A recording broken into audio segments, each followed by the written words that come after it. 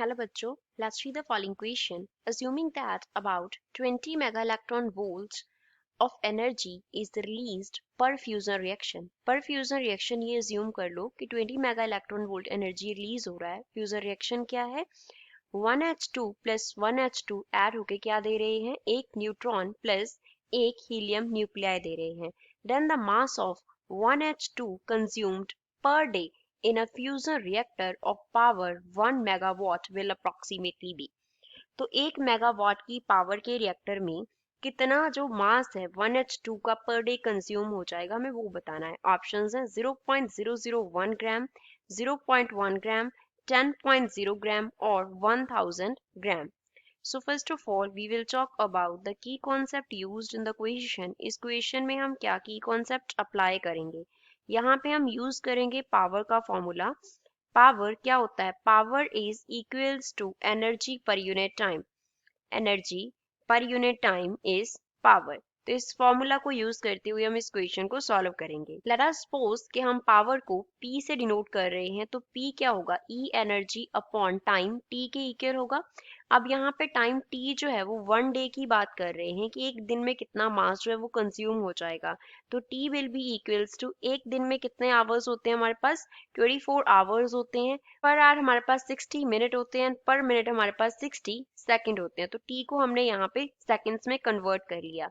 अब अगर एनर्जी यहाँ पे निकालें कि एनर्जी जो है वो कितना प्रोड्यूस हो रहा है, टोटल एनर्जी कितना रिलीज हो रहा है, वो कैसे निकालेंगे? पावर इंटू टी कर देंगे. पावर P जो है वो हमें कितना दिया गया है? 1 मेगा वाट दिया गया है. 1 मेगा वाट. तो 1 मेगा वाट को हम क्या लिख लेंगे? 10 रेज टू पावर 6 वाट के इक्वल लिख लेंगे. तो यहाँ से एनर्जी जो E है वो किसके इक्वल आ गया? P की जगह पे 10 रेज टू पावर 6, T की जगह पे 24 इंटू 60 आ गया. तो यहाँ से E का जो वैल्यू है वो हमारे पास आ गया 8.6 into 10 raise to power 10 and इसके यूनिट्स होंगे जाउल. तो इतना एनर्जी जो है वो टोटल वहां पे रिलीज होता है. तो अगर एक दिन में इतना एनर्जी रिलीज होता है तो यहाँ से हम नंबर ऑफ फ्यूजन रिएक्शंस निकाल सकते हैं. कैसे? नंबर ऑफ फ्यूजन रिएक्शन, कितना फ्यूजन रिएक्शंस कितने वहां पे अक्कर कर रहे हैं. सपोज एन से डिनोट किया तो ये किसकी इक्वल होगा? कितनी टोटल एनर्जी रिलीज हुई? Energy released in 1 day. 1 day में कितना एनर्जी रिलीज हुआ अपॉन एनर्जी रिलीज्ड पर रिएक्शन. एनर्जी रिलीज्ड पर रिएक्शन, एक रिएक्शन में कितना एनर्जी रिलीज हुआ. तो जो N है वो किसकी इक्वल होगा? E अपॉन एक रिएक्शन में. यहाँ पे E का डायरेक्ट वैल्यू सब्स्टिट्यूट कर लेते हैं क्योंकि E क्या है? डायरेक्ट हमारे पास एनर्जी है जो 1 डे में रिलीज हुआ. तो ये आ गया 8.6 इंटू 10 रेज टू पावर 10. अब पर रिएक्शन कितना एनर्जी रिलीज होता है? क्वेश्चन में दिया है 20 mega electron volt of energy is released. 20 mega electron volt energy release होता है. तो 20 आ गया. मेगा के फैक्टर को कन्वर्ट करने के लिए आ गया 10 raise to power 6 and electron volt के फैक्टर को जाउल में कन्वर्ट करने के लिए आ गया 1.6 इंटू 10 रेज टू पावर -19. तो इसको सॉल्व करके हमारे पास n का वैल्यू आ जाएगा, विच मीन्स एक दिन में वहां पे जो उस रिएक्टर में कितने फ्यूजन रिएक्शंस होते हैं?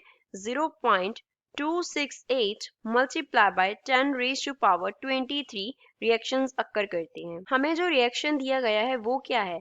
1H2 प्लस 1H2 कन्वर्ट हो रहा है किसमें?